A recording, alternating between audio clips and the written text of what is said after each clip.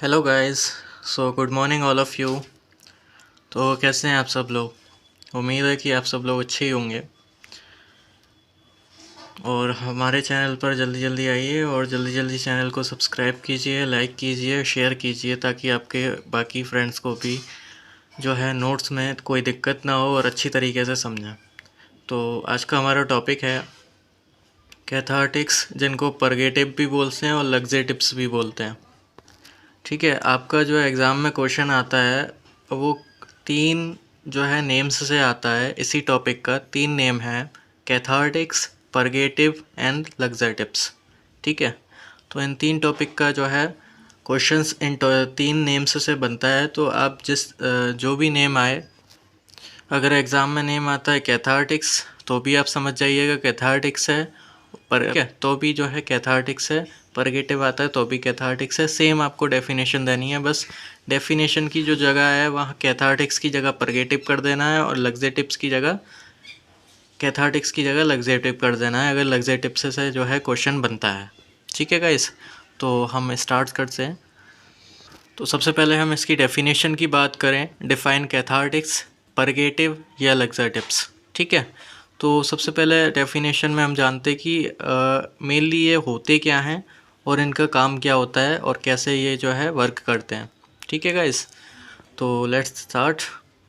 Cathartics are the substance, ये एक तरीके के सब्सटेंस, ड्रग और मेडिसिन होते हैं which activate the peristalsis movement and gut motility, known as cathartics और परगेटिव और लग्जेटिव। और कहाँ यूज़ करते हैं हम, जहाँ या फिर अथवा या फिर या आता है वहाँ हम और यूज़ करते हैं, और इसके बाद में और कुछ है, मतलब एंड जब यूज़ करते हैं जबकि उसके आगे और है। यानी इसका मतलब ये है कैथार्टिक्स और परगेटिव और लग्जेटिव। ये आपकी जो है एग्ज़ाम में लाइन थोड़ी कम रह जाती है, उस लाइन को बढ़ाने के लिए उसमें आप ऐड कर सकते हो और लिख करके। ठीक है गाइस, तो मेनली हमने समझा कि कैथार्टिक्स आर द सब्सटेंस, ये एक सब्सटेंस होते हैं, ड्रग होती है, मेडिसिन होती है, which activate the peristalsis movement and gut motility. Peristalsis movement क्या होता है? पेरिस्टालसिस मूवमेंट वो होता है जो एनी टाइम जो हमारे स्टमक में चलता रहता है, जो कि हमारे जो फूड है उसको मूव कराने के लिए काम में आता है, उसको हम पेरिस्टालसिस मूवमेंट बोलते हैं। और जो गट मोटिलिटी होती है वो एक तरीके से इस तरीके की होती है, अभी आपको दिखाता हूँ। सो गाइज़, ये जो टाइप है ये हमारी विलाइज होती हैं, ये हमारी इंटेस्टाइन है जो कि ये विलाइज होती हैं। This type of movement is called peristalsis movement. जो हमारा ढलान टाइप का जो होता है ना, ऊपर से नीचे की तरफ जो मूवमेंट होता है उसको हम बोलते हैं पेरिस्टालसिस मूवमेंट। ओके गाइस, और जो कि हमारा गट मोटिलिटी, यानी गट मोटिलिटी के नाम से आप लोग समझ ही रहे होंगे, गट एंड मोटिलिटी। गट यानी इसके जो गट्स हैं, मतलब कटिंग है, ये इस तरीके से जो मूवमेंट होता है हमारी इंटेस्टाइन में, और ये फूड इस तरीके से मूव होता है, मतलब जो फूड मूवमेंट का काम कराती है। एक तो ये हो गया हमारा सिंपली ढलान टाइप का, और एक होता है कट मार के, है ना। तो इस टाइप का मूवमेंट हमारा कहलाता है, this type of movement are called gut motility movement. Okay, easily way में हमने जो है आपको दिखा दिया है। ओके गाइस, तो इसको हम कहते हैं पेरिस्टालसिस मूवमेंट और इसको हम कहते हैं gut motility movement. Okay guys, any problem? No problem. Okay, so guys, एक चीज़ और है इसके अंदर कि इसको जो है it are used to treatment of constipations. ये मेनली जो काम करता है, नोट माने इसका जो नोट है, मेनली वर्क है, वो कॉन्स्टिपेशंस के काम में आता है। कभी कभार हम जो है लगा लेते हैं लेकिन फिर भी हम जो है फ्रेश नहीं हो पाते हैं, मतलब कितना भी जोर लगा लो, कैसा भी जोर लगा लो, कुछ भी कर लो, गधे घोड़े खोल लो, एक कहते हैं ना, गधे घोड़े खोल लिए इसने तो अपने, फिर भी ये कुछ नहीं उखाड़ पाया। तो वही वाली चीज़ होती है, हम बाथरूम में जाके बैठते हैं लेकिन पॉटी नहीं हो पाती है ना। तो दिस टाइप में जो ट्रीटमेंट दिया जाता है, उस ट्रीटमेंट को जो है हम कैथार्टिक्स, परगेटिव, लग्जेटिव्स के नाम से जानते हैं, जो कि डॉक्टर्स देते हैं। एक आता है हमारा जो है गुडलेक्स प्लस करके सिरप आता है, जो कि डॉक्टर बताता है उसको जो है प्रिस्क्राइब करता है जब हमें कॉन्स्टिपेशंस की शिकायत होती है, जब हम ठीक से फ्रेश नहीं हो पाते हैं या फिर फ्रेश बिल्कुल नहीं हो पाते हैं, हमें बहुत दिक्कत रहती है। तो उस टाइप के जो है प्रॉब्लम्स को, कॉन्स्टिपेशन को ट्रीट करने वाला एजेंट्स जो है कैथार्टिक्स एजेंट्स, परगेटिव एजेंट्स या लग्जेटिव एजेंट्स के नाम से हम जानते हैं। अब इसकी हम एग्जांपल्स की बात करें, एग्जांपल क्या होता है इसका? एग्जांपल होता है एलोवेरा एंड इसबगोल। एलोवेरा आप सभी लोग जानते हैं, काफ़ी लोगों के घर में भी होगा ये एलोवेरा, है ना। इसबगोल जिसको हम ईसमगोल भुसी के नाम से जानते हैं, जो आती है ना कि बड़े बूढ़े कहते हैं इसबगोल भुसी खिला दो इसको, है ना। तो एक तो एलोवेरा और इसबगोल भुसी। ओके गाइस, सो इसकी दैन हम आइडियल प्रॉपर्टीज़ के बारे में बात करें। आइडियल प्रॉपर्टीज़ क्या होनी चाहिए इसके अंदर? देखो हमने जो है एसिडिफायर में पढ़ा, एंटा एसिड में पढ़ा, और इसमें भी जो मेन जो है टॉपिक जो है आइडियल प्रॉपर्टी में वो ये है। ठीक है, शुरू से स्टार्ट करते हैं हम। ठीक है, it should be non toxic, यानी कि नॉन टॉक्सिक होना चाहिए। पता चला कॉन्स्टिपेशन के लिए खा रहे हैं और सीधा इंसान ही ख़त्म हो गया, है ना। तो it should be non allergic, यानी कि कोई एलर्जी रिएक्शन नहीं होना चाहिए। एलर्जी का मतलब ये है, एलर्जी का जो है सीधा सीधा मतलब ये आता है कि हम खा रहे हैं कॉन्स्टिपेशन के लिए, यानी कि हमें जो है पॉटी हो जाए, लेकिन पॉटी तो हो ही नहीं, पेट में तो दिक्कत है ही, लेकिन क्या है बंदा जो है खुजाने और लग जाए, रैशेस हो जाएं उसके किसी भी प्रकार की, any type of kinds of जो है एलर्जी, है ना, रैशेस या फिर दाने वगैरह, स्पॉट्स वगैरह जो निकल आते हैं, वो चीज़ नहीं होनी चाहिए, है ना। तो एक तो इसमें ये मेनली दो प्रॉपर्टीज़ होनी चाहिए, ना तो वो जहरीला होना चाहिए, ना ही कोई खाज खुजली वाला होना चाहिए। तीसरी प्रॉपर्टीज़ की बात करें हम इसकी, तो it should have good cathartics action, यानी कि इसका जो कैसा गुड कैथार्टिक्स एक्शन, यानी कि बहुत अच्छा।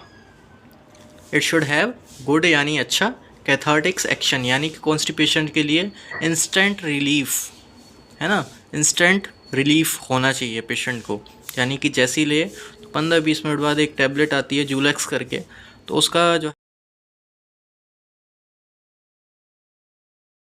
है रिज़ल्ट यही है कि रात को खाते हैं, रात को तो कैसे भी गुजारा हो जाता है, मतलब खा पी के जो है सो जाते हैं, सुबह अपने जो है फ्रेश हो जाते हैं इजीली।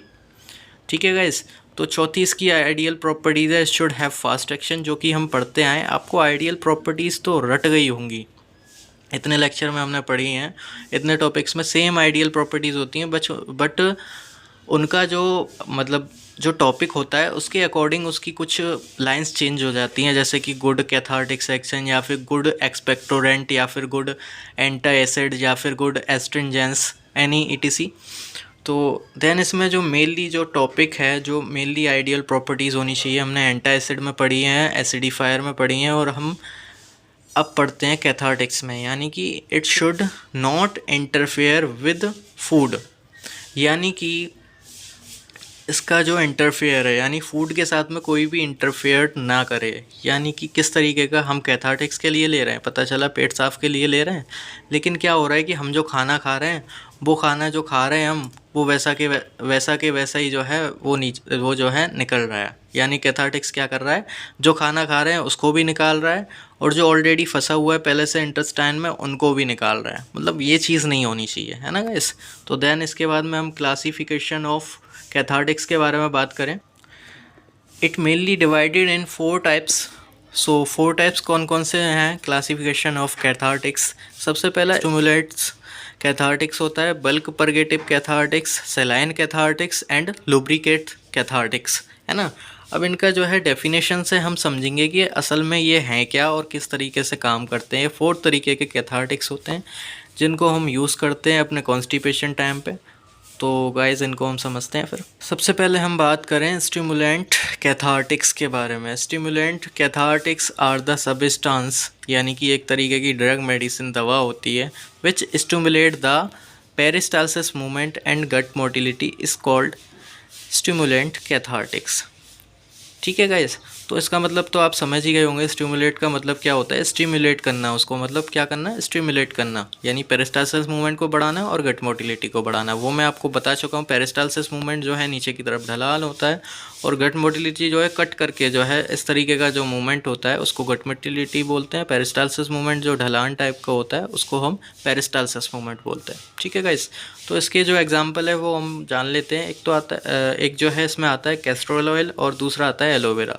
कैस्ट्रोल ऑयल 2 तरीके का होता है गाइस, एक तो लगाने वाला होता है और एक होता है खाने वाला। तो इसमें खाने वाला यूज़ किया जाता है कैस्ट्रोल ऑयल, एंड एलोवेरा तो आप लोग जानते ही हैं एलोवेरा कौन सा होता है।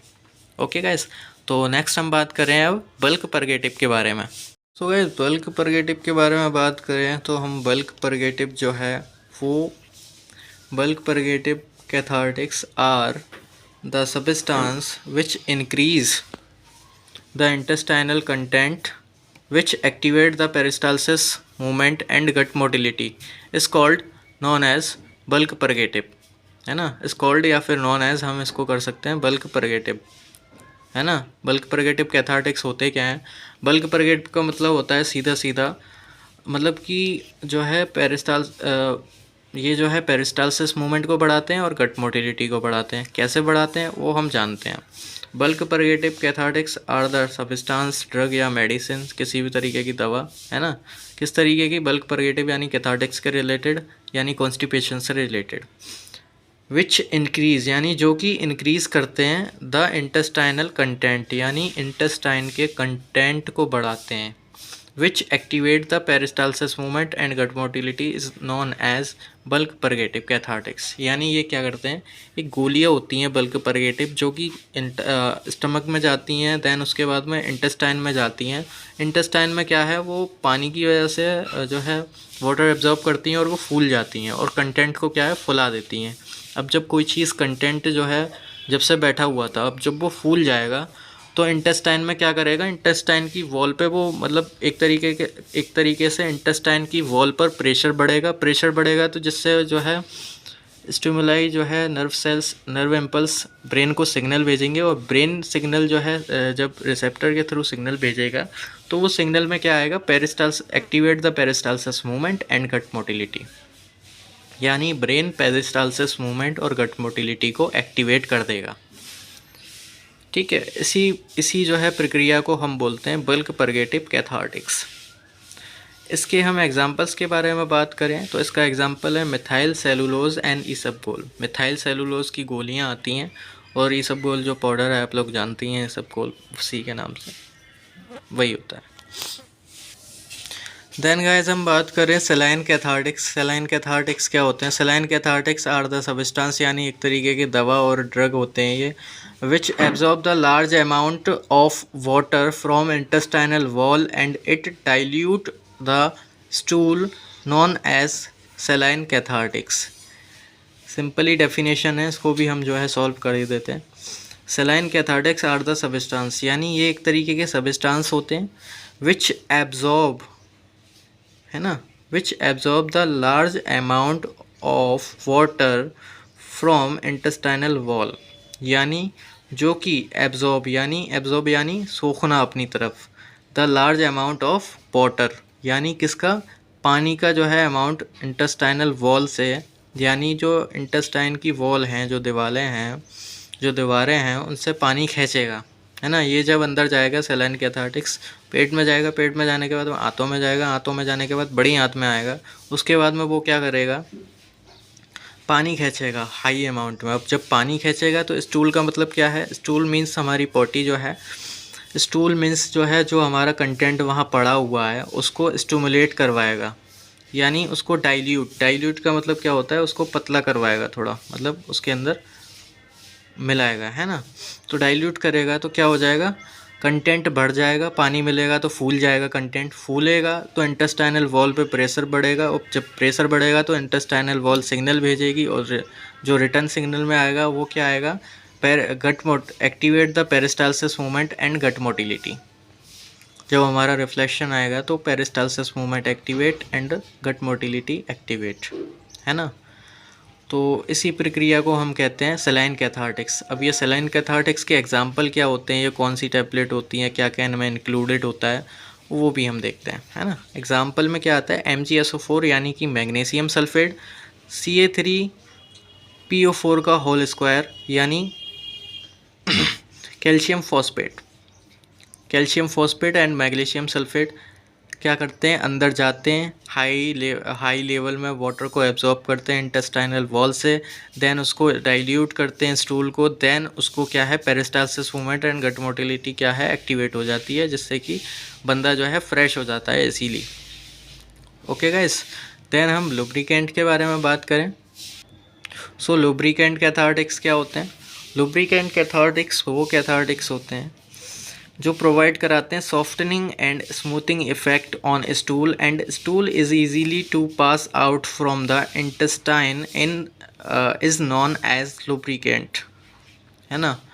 देखो सिंपलेस्ट है, lubricant cathartics are the substance, यानी ये एक तरीके के सब्सटेंस होते हैं, ड्रग होती है, मेडिसिन होती है, जो कि क्या करती है, दवा होती है, जो कि विच यानी जो कि provide the softening and smoothing, यानी सॉफ्टनेस प्रोवाइड कराएगी और स्मूथनेस प्रोवाइड कराएगी, मतलब वो एकदम एक तरीके से सॉफ्ट हो जाएगी और स्मूथ हो जाएगी, जिससे जो है क्या होगा, easily effect on stool, and stool is easily to pass out from intestine is known as lubricant, यानी कि स्मूथ हो जाएगा और सॉफ्ट हो जाएगा, जिसकी वजह से इजीली पास आउट हो पाएगा हमारी इंटेस्टाइन से, जिसको हम लुब्रिकेंट कैथार्टिक्स कहते हैं। जिसका एग्जांपल आता है गम, ग्लिसरीन, लिक्विड पैराफिन, यानी ये तीन चीज़ें जो हैं, एक तो गम, एक ग्लिसरीन, एक लिक्विड पैराफिन, ये मेडिसिन में इंक्लूड होती हैं, जो कि हमारा एज ए वर्क के एज ए लुब्रिकेंट काम करती है। दैट मीन्स कि जो हमारा स्टूल है वो इजीली पास आउट हो जाता है, यानी कोई भी हमें प्रॉब्लम नहीं होती, ये सॉफ्ट और स्मूथनेस प्रोवाइड कराती है, इसकी वजह से कोई हमें दिक्कत नहीं होती, है ना। देन हम बात करें इसके जो है कंपाउंड। देखो इसके कंपाउंड की बात करें तो मैग्नीशियम सल्फेट हमने एग्जाम्पल में पढ़ा था, और ये एग्ज़ाम्स में पूछा जाता है, इप्सम साल्ट और बिटर साल्ट किसे कहते हैं। कभी भी क्वेश्चन आए, या तो ये पूछेंगे इसका सिनोनिम बताइए मैग्नीशियम सल्फेट का, या फिर ये पूछेंगे इसका नेम बताइए, Epson salt and bitter salt, है ना। तो इन दोनों के नाम से अगर क्वेश्चन आए तो आपको ये लिखना है मैग्नीशियम सल्फेट, या फिर मैग्नीशियम सल्फेट का जो है नाम आए तो आपको जो है ये दोनों लिखना है, Epson salt and bitter salt, ठीक है। अब इसके मॉलिक्यूलर फार्मूले की बात करें तो MgSO4.7H2O, यानी इसके अंदर क्या है, वाटर 7H2O की मात्रा में होता है। ओके गाइस, तो मॉलिक्यूलर फार्मूले की बात, मॉलिक्यूलर वेट की बात करें 246.47 ग्राम पर मोल। आपको मैं पहली वीडियो में बता चुका हूँ, पहले लेक्चर में बता चुका हूँ, अगर आपको ये याद ना रहे तो आप ये याद रख लीजिए, और इसकी बजाय आप जो है 0.47 की बजाय एक जो है ये सिग्नल आता है, इसको आप लगा देंगे, तो इससे बंदे को पता लग जाएगा कि हाँ ये जो है, इसको बंदे को पता है कि कितना है। ये एक बैलेंसी होती है, अगर हम इसको ना लिख पाएँ तो इसको लगा दें, एक बैलेंसी को लगा दें, तो जो है आंसर करेक्ट हो जाएगा, है ना गाइस। अगर आपको पता है कि हाँ इसके पीछे कोई जो है पॉइंट 47 आ रहा है या फिर 58 आ रहा है, तो उसकी जगह आप ये लगा सकते हैं। बाकी का ये अगर सिंगल है 246 है तो आप 246 ही लिखें। ओके, तो इसका सिनोनिम आप जानते ही हैं, एप्सम साल्ट एंड और बिटर साल्ट के नाम से भी हम इसको जानते हैं। देन आगे बात करें, देन हम इसके मेथड ऑफ प्रिपरेशन के बारे में बात करें तो मेथड ऑफ प्रिपरेशन किससे रिएक्ट करके ये जो है प्रेजेंट होता है, यानी कि ये बनता है, हमें मिलता है व्हेन डोलामाइट एक जो है वो होता है रिएक्शन जो है एक होता है, तो जिसके साथ रिएक्ट होता है with sulphuric acid. When dolomite react with sulphuric acid it gives magnesium sulphate, calcium sulphate, है ना। इसका पूरा जो है रिएक्शन है वो हम बात करते हैं। रिएक्शन क्या है इसकी, MgCO3.CaCO3, यानी कि कैल्शियम मैग्नीशियम कार्बोनेट किसके साथ रिएक्ट करेगा, H2SO4 यानी सल्फ्यूरिक एसिड के साथ में रिएक्ट करेगा, तो क्या हमें मिलेगा, MgSO4 कैल्शियम सल्फेट वाटर, है ना। तो ये क्या करेगा, MgSO4 plus CaSO4 calcium sulphate, then plus 2 carbon dioxide. इसका क्या है, कार्बन डाइऑक्साइड गैस उड़ती है, इसलिए हमें इसको ऊपर का सिग्नल बना देना है, इसके ऊपर साइड से यहाँ पे ऊपर का सिग्नल बना देना है। ओके गाइस, प्लस H2O यानी वाटर। ओके, ये हमारी रिएक्शन हो गई कंप्लीट।